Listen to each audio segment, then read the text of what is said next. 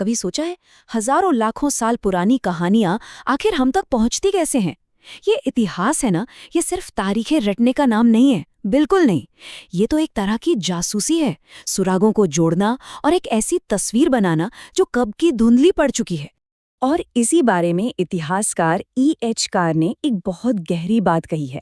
इसका मतलब ये है कि इतिहास कोई धूल फेंकती हुई पुरानी किताब नहीं है, बल्कि एक चलती फिरती जिंदा बातचीत है।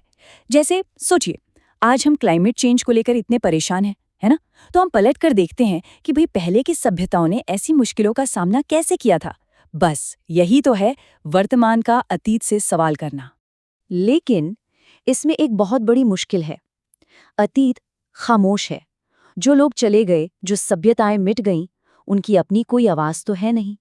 तो सवाल ये है कि हम उनकी कहानियां सुने तो सुने कैसे, उन आवाजों को कैसे खोजें जो वक्त में कहीं गुम हो गई हैं। तो चलिए इस पहेली को सुलझाते हैं। इस सफर में हम 4 पड़ावों से गुजरेंगे। पहले समय के विशाल कैनवस को देखेंगे, फिर उसे नापने का तरीका समझेंगे, उसके बाद मिलेंगे कुछ टाइम डिटेक्टिव से, और आखिर में इतिहास के कोड को क्रैक करना सीखेंगे। तो सबसे पहले इतिहास को समझने के लिए हमें जूम आउट करना होगा, मतलब बहुत ज्यादा जूम आउट। ऐसा सोचिए कि हम एक स्पेसशिप में बैठकर धरती के पूरे इतिहास को एक साथ देख रहे हैं। और जब हम ऐसा करते हैं ना, तो एक बहुत दिलचस्प बात सामने आती है कि हमारी यानी इंसानों की कहानी कितनी नई है। अब ये जो टाइमलाइन है ना, ये सच में दिमाग घुमा देती है। अगर हम धरती के पूरे 4.5 अरब साल के इतिहास को एक 24 घंटे की घड़ी में फिट कर दें, तो पता है हम इंसान होमो सेपियंस कब आए? रात के 12 बजने से सिर्फ कुछ सेकंड पहले। बस मतलब हम इस ग्रह की कहानी में एक बहुत बहुत छोटा सा नया सा हिस्सा है। तो इतने बड़े, इतने विशाल टाइम स्केल को भला कोई समझे कैसे?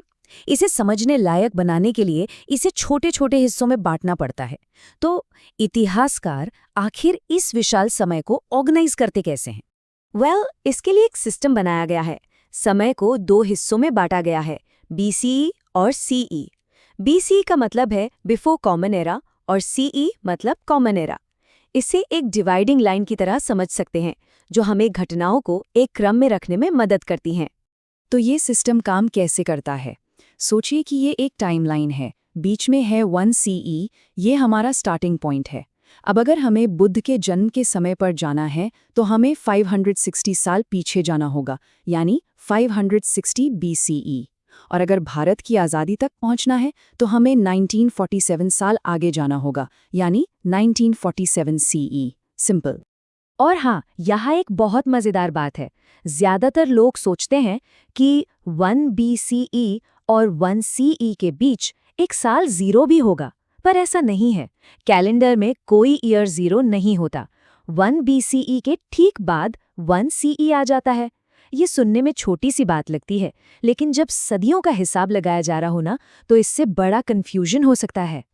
तो अब जब हमें टाइम का हिसाब किताब समझ आ गया है, तो चलिए मिलते हैं हमारे टाइम डिटेक्टिव से।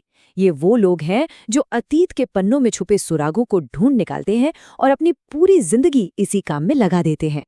और इन जासूसों की टीम में अलग अलग एक्सपर्ट्स होते हैं। जियोलॉजिस्ट्स, जो जमीन और पत्थरों की कहानी पढ़ते हैं। पैलियोंटोलॉजिस्ट्स, जो हमें डायनासोर जैसे प्राचीन जीवों के बारे में बताते हैं। एंथ्रोपोलॉजिस्ट्स, जो इंसानी समाजों और कल्चर को समझते हैं। और आर्कियोलॉजिस्ट्स, ये तो जमीन खोदकर इतिहास को बाहर निकालते हैं, जैसे पुराने बर्तन, औजार और भी बहुत कुछ। और ये देखिए, ये लोग असल में काम कैसे करते हैं। ये कोई ऑफिस में बैठकर करने वाला काम नहीं है। इसके लिए फील्ड पर जाना पड़ता है, मिट्टी में हाथ डालने पड़ते हैं और एक एक सुराग को बड़ी बारीकी से जांच कर उस कहानी को जोड़ना पड़ता है जिसे वक्त ने कहीं दफना दिया था। तो हम अपने जासूसों से मिल लिए, अब वक्त है उनके एविडेंस लॉकर पर एक नज़र डालने का। आखिर वो कौन से सुराग हैं जिनकी मदद से अतीत के राज खुलते हैं? मोटे तौर पर इतिहासकारों के पास 4 तरह के सबूत या सोर्सेज होते हैं। पहला, आर्कियोलॉजिकल सोर्सेज, मतलब वो चीज़ें जिन्हें हम छू सकते हैं। दूसरा, लिटरेरी सोर्सेज, यानी लिखी हुई चीज़ें। तीसरा, आर्टिस्टिक सोर्सेज, जैसे पेंटिंग्स और मूर्तियाँ। और चौथा, ओरल सोर्सेज, यानी वो कहानियाँ जो एक पीढ़ी से दूसरी पीढ़ी तक सुनाई जाती हैं। जैसे ये सिंधु सरस्वती सभ्यता की मुहर देखिए। पहली नज़र में ये पत्थर का एक छोटा सा टुकड़ा लगेगा, लेकिन ये एक टाइम कैप्सूल है। इस पर जो निशान है वो शायद एक भूली हुई भाषा है। ये जानवर जो बना है वो शायद उनके किसी भगवान का प्रतीक हो या उनके व्यापार का कोई निशान। सोचिए, एक छोटी सी चीज और कितनी सारी कहानियां। फिर आते हैं लिटरेरी सोर्सेस, यानी लिखी हुई चीजें।